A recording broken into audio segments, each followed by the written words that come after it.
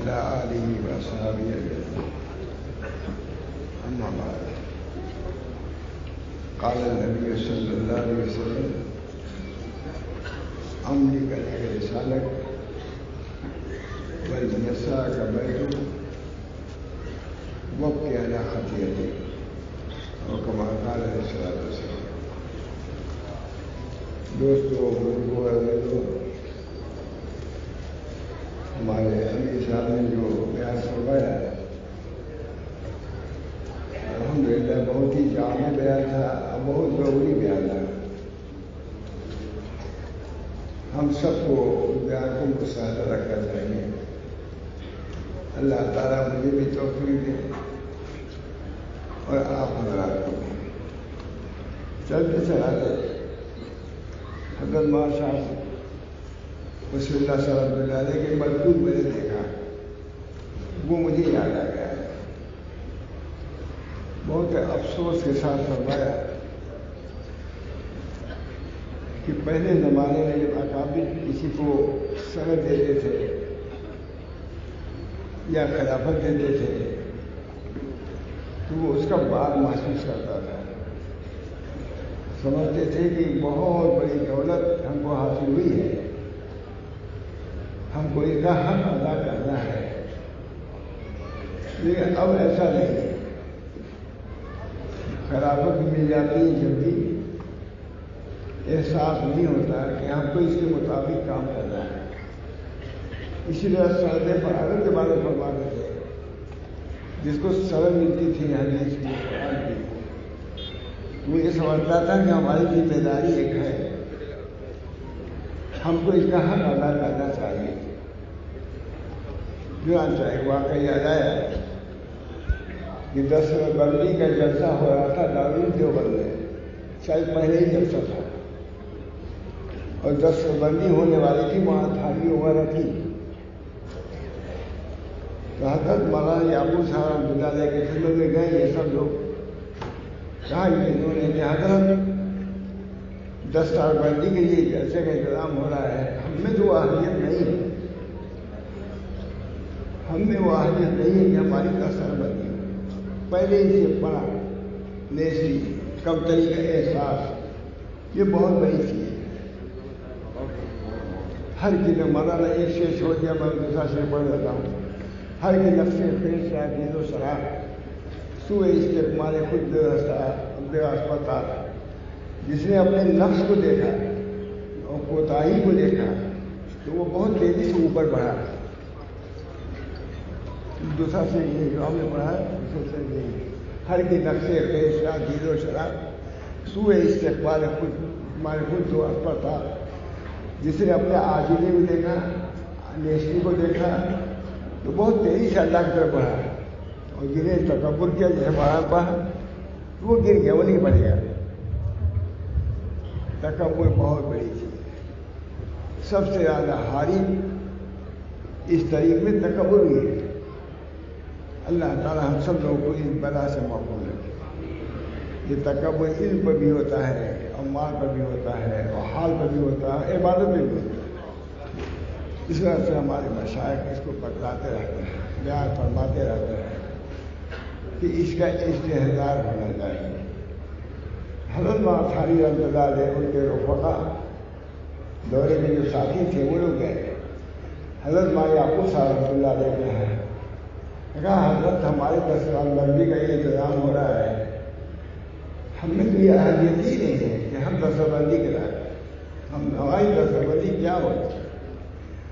حضرت مولانا یعقوب صاحب رحمۃ اللہ علیہ جوش میں آ گئے اور فرمائے کہ ہمارے زمانے میں یہ حالت تمہاری ہے، جب ہم نہیں رہیں گے تو بھی تم رہو گے. استاد نے کہا کہ تم ہی تم رہو گے. زیادہ حضرت خانی ہوئے تاکہ وہاں دیکھا آپ نے، لیکن اپنے کو کمتر سمجھا انہوں نے. صاحب استعداد نہیں سمجھا، صاحب کمال نہیں سمجھا. اسی کو محروم کرتے ہیں. ہر کی نفس خیز عزیز و شراب سوئے استقبال خود درست پڑتا ہے. استاد شہادت دے رہا ہے کہ ہمارے پاس تم ہی تم رہو گے. دوستو بزرگوں، ہمارے سامنے آج تم کم معلوم ہوتے ہو، اپنے نزدیک تم کمتر معلوم ہوتے ہو، ہم نہیں رہیں گے کہ تم ہی سے لوگ فیض حاصل کریں گے، علم حاصل کریں گے۔ معلوم ہوا کہ اپنے کو کم سمجھنا یہ بھی ایک بہت بڑی چیز ہے۔ اس طریقے میں سب سے اہم چیز اپنے کو کمتر سمجھنا ہے۔ چنانچہ نبی اکرم صلی اللہ علیہ وسلم خود ارشاد فرماتے ہیں العجز فقری، الفقر و فقری مشہور ہے لیکن اصل مراد ہے العجز فقری، عاجزی میرے لیے فخر ہے۔ نبی اکرم صلی اللہ علیہ وسلم کتنی قوت، کتنا علم، اس کے باوجود العجز، اپنے عاجزی کا استحضار خود اللہ تعالیٰ ارشاد فرماتے ہیں قل رب زدنی علما۔ کتنا علم دیا تھا نبی اکرم صلی اللہ علیہ وسلم کا جس کو کوئی ثابت نہیں کر پا رہا ہے، کتنا علم تھا، مگر آپ کو بھی حکم ہو رہا ہے قل رب زدنی علما، یہ ہمارے علم کو بڑھا دیجیے۔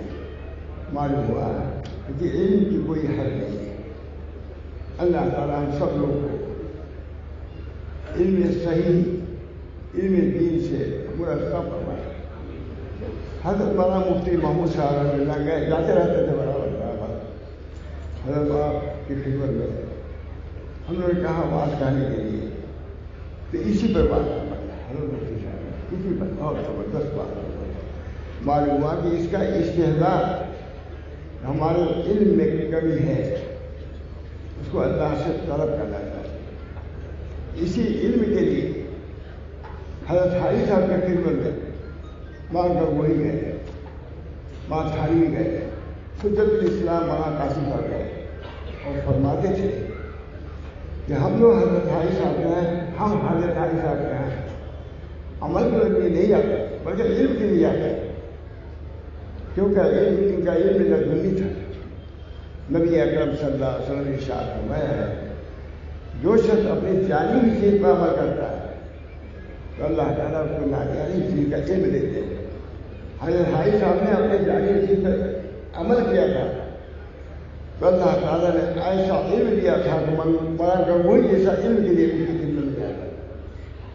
ماں حاجی اللہ صاحب اس طرح ہی عالم تھے، مولانا محمد قاسم صاحب، ماں تھانوی، مولانا محمد حسن صاحب الہ آبادی، یہ حضرات جید جماعت میں علم تھے مگر حضرت حاجی صاحب کے خدمت میں جاتے تھے۔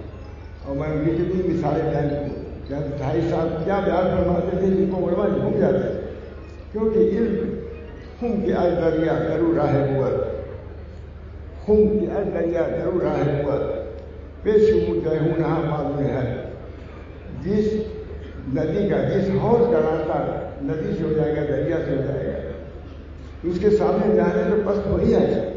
حضرت حاجی صاحب کا علم لدنی تھا، انہوں نے علم پر اپنے عمل کیا تھا تو اللہ تعالیٰ نے ایسا علم کا علم دیا کہ حجت الاسلام مولانا قاسم یہ لوگ ڈھونڈے۔ میرے دوست و بزرگوں، ہم علم کے میدان میں اس وقت ہیں، علم ہی کا یہ کیا ہے اجتماع ہے، اس بنا پہ اس چیز کو ہم پیش نظر رکھتے ہیں کہ اللہ تعالیٰ سے علم کا سوال کرتے ہیں اور جو علم ہے اس پر نازا نہ ہو، سب سے بڑی بات ہے، کیونکہ خود مجموع بہار میں علم طغیان کمال المال، علم کے لیے بھی طغیان ہوتا ہے جیسے مال کے لیے ہوتا ہے، اس جیسے مال کے طغیان سے بچنا ضروری ہے اسی طرح علم کے طغیان سے بچنا ضروری ہے۔ علم کا طغیان ابلیس کو،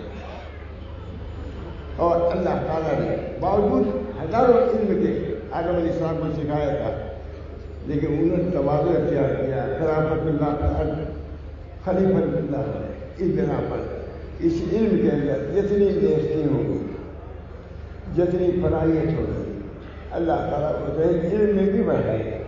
اس بنا پر اس علم کے لیے دعا بھی کرنا چاہیے اور علم کے لیے، اس علم کے جو موانع ہیں اس کو دور کرنے کی بھی کوشش کرنی چاہیے۔ اللہ تعالیٰ ہم سب کو ایسے علم سے بہرور فرمائے جو اللہ کے یہاں نافع ہو، اللہ کے یہاں علم بہت بڑی دولت، بہت بڑی نعمت ہے۔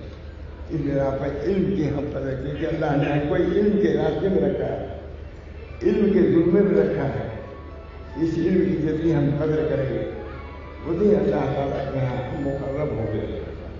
اور مقبول ہوں گے. اس وجہ سے علم کی طرف کل رب علم نبی اکرم صلی اللہ علیہ وسلم کو حکم کیا گیا ہے. ہمارے علم کو بڑھا دیں. معلوم ہوا کہ علم کی کوئی حد نہیں ہے. جتنا بھی علم ہے ہم کو ہرگز ایک دفعہ نہ کریں کہ علم کافی ہو گیا. بھائی علم کے بڑھانے کی بھی کوشش کریں. فوق کل ذی علم علیم. ہر علم والے کے سے بڑھ کر کے علم ہے. فوق کل ذی علم علیم. اس بنا پر علم کی جو انتہا عمل کی جو انتہا ہے یہ علم کی انتہا ہے. اس بنا پر نبی اکرم صلی اللہ علیہ وسلم کو خود حکم ہوا ہے قل رب زدنی علما. ہمارے علم کو بڑھا دیں. اس بنا پر علم کے بڑھانے کی دعا بھی کرنا چاہیے اور اپنے حاصل شدہ علم پر اکتفا بھی نہیں کرنا چاہیے. کبھی بھی نہیں کرنا چاہیے. علم کی طلب کے لیے حضرت موسیٰ علیہ السلام کو خضر علیہ السلام کے پاس بھیجا گیا جبکہ یہ اولو العزم پیغمبر تھے. نبی اور رسول کے علم کے سامنے اولیاء کا کوئی علم کا درجہ نہیں. مگر اس کو دکھلانے کے لیے آپ نے جو کہا کہ منا آدم میں زیادہ بڑا ہوں, چلیے میں دکھلاتا ہوں کہ آپ کا علم کتنا ہے. خضر علیہ السلام ظاہر کے ایک ولی تھے. ان کو علم تکوینیات تو ضرور حاصل تھا. علم تشریحات موسیٰ علیہ السلام تھا. علم تکوینیات کی کوئی حیثیت نہیں علم تشریحات کے سامنے. لیکن ان کو اللہ نے ایسا جھکایا کہ سب کچھ آپ کو دیا لیکن علم تکوینیات میں آپ کو تابع ہونا پڑے گا. چاہے تابع ہے پورا واقعہ اس بات کی ہے. تعلیم ہے کہ کبھی اپنے علم کو کم کو سب کچھ نہیں سمجھنا چاہیے. فوق کل ذی علم علیم.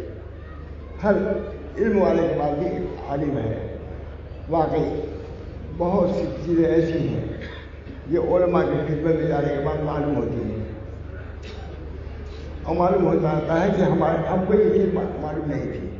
اس بنا پر اپنے علم پر ہرگز اکتفا نہیں بلکہ علم کو بڑھانے کی اللہ تعالیٰ ہی سے دعا. اور صرف اتنا ہی نہیں بلکہ اس کے اسباب بھی اختیار کرنا چاہیے. خالی یہ دعا ہی نہیں بلکہ جو اہل علم ہے صحیح معلوم ہے جو علم آپ کو حاصل نہیں ہے ان کے خدمت میں آپ کو جانا ہو اور جانے کے بعد ہی وہاں گنگوئی کو حاصل ہوا حضرت علی صاحب کا یہ وہاں قاسم صاحب کو حاصل ہوا حکیم الامت کو حاصل ہوا. فرماتے ہیں حضرت تھانوی رحمۃ اللہ علیہ کہ میں اپنے وعدوں میں جو ہے حاجی صاحب کے ملفوظات بیان کرتے ہوں تو میں خوش ہوتا ہوں کہ الحمدللہ حضرت حاجی صاحب کے ملفوظات کو اپنے آپ میں لے آیا. اتنا بڑا عالم ہے لیکن حضرت حاجی صاحب کے ملفوظات کو بیان کرنے پر فخر و فخر کہتے ہیں ہماری سعادت ہے کہ ہم نے بیان کر رہے ہیں ملفوظات سے عالم. دوستوں بزرگوں اللہ تعالیٰ نے علم کی کوئی حد. اس طرح پر میں حضرات سے جو الحمدللہ جو سبق دے رہے ہیں ان کو بھی سمجھنا چاہیے کہ بہت بڑی نعمت حاصل ہے. اس پہ آپ کو قدر کرنی چاہیے اور قدر یہ ہے کہ اسے بڑھنے کی بھی کوشش کرنا چاہیے. جہاں پر ہے وہیں پر اکتفا نہ کریں. کل رب زدنی علما کریں. اس بنا پر اس علم کی کوئی انتہا نہیں ہے. اور وہ بات حضرت کی مجھے یاد آئی کہ پہلے زمانے میں جب کسی کو خلافت دی جاتی تھی تو وہ بار محسوس کرتا تھا کہ دیکھتے اس کے حق کو ہم ادا کر پاتے ہیں نہیں. جیسا علمی اعتبار سے سب حدیث اس کی دی گئی تو وہ سمجھتا تھا کہ ہم پر ایک بہت بڑی ذمہ داری آئی ہے ہم کو اس کو نبھانا چاہیے. لیکن فرماتے تھے میں اب اس لے کے آیا ہوں لیکن اب اس کا استحضار ہے. دوستوں بزرگ اللہ کا شکر ہے سینکڑوں بچوں کو سند دی گئی ہے اور معلوم کتنے کو دی جائے گی. میری سعادت ہے کہ ایسے موقع پر میں حاضر ہوا. انشاءاللہ اس جلسے کی برکات بہت سے اس میں آ ملتا ہے. بہت سے صاحب نسبت ہے بہت سے جماعت سب ویسے ہی نہیں ہے. یوں تو ہر مومن صاحب نسبت ہے. لکھا ہے اللہ ولی الذین آمنوا جو بھی ایمان لائے وہ ولی ہے. سب اولیاء جمع ہے. اصطلاحی اولیاء نہ کہیے لیکن قرآنی اولیاء تو ہے. دوستوں بزرگوں اتنے لوگ ہیں پورا ماں صادقین کا نام ہے. صادقین کے ساتھ رہو. یہ صادقین ہی تو ہے تعلیم صادقین کا کہ نعمت ہم کو حاصل ہوئی ہے. اس کا بھی ہم کو شکر ادا کرنے چاہیے. بہرحال یہ بات کہی تھی ہم نے تھوڑی سی بات کہی ہے زیادہ کہنا ہے زیادہ مناسب نہیں سمجھتا لیکن یہ ضرور کہوں گا کہ بہت خوشی ہوئی اور جن حضرات کو سند بھی نہیں ہے اس سند کی وہ قدر کریں عزت سے پڑھنے کی اور پڑھانے کی کوشش کریں. بڑھنے بڑھانے کی صورت یہی ہے. فوق کل ذی علم علم ہے. تو آپ کو معلوم کرنا چاہیے کہ ہم سے بڑا علم والا کون ہے. وہ علم مکاشفہ ہے. امام غزالی نے کہا ہے کہ علم مکاشفہ ہے جس کا علم ہونا چاہیے. اگر نہ ہو تو کم سے کم اس علم والوں کی تصدیق کرنا چاہیے. امام غزالی نے کہا ہے. تو علم کی کوئی انتہا نہیں، ورنہ اردو سے یہ لکھا ہے کل رب زندگی نہ کھایا. اس بنا پر اس علم کی بھی تلاش اللہ تعالیٰ سے دعا کریں، چاہے وہ عالم ہو فاضل کچھ بھی ہو. اس کے لیے ضرورت ہے. جب نبی صلی اللہ علیہ وسلم دعا فرمایا ہم کو آپ کو کرنا چاہیے. اللہ تعالیٰ ہم کو وہ علم جو اللہ کے نافع ہو وہ عطا فرمائے، وہ عمل جو اللہ کے نافع ہو اس کی توفیق مرحمت فرمائے. اور اس علم کا احاطہ عام سے عام ہونا چاہیے. اللہ تعالیٰ ہم کو بھی توفیق دے. آپ حضرات کو بھی بات کرنا والا الحمدللہ رب العالمین.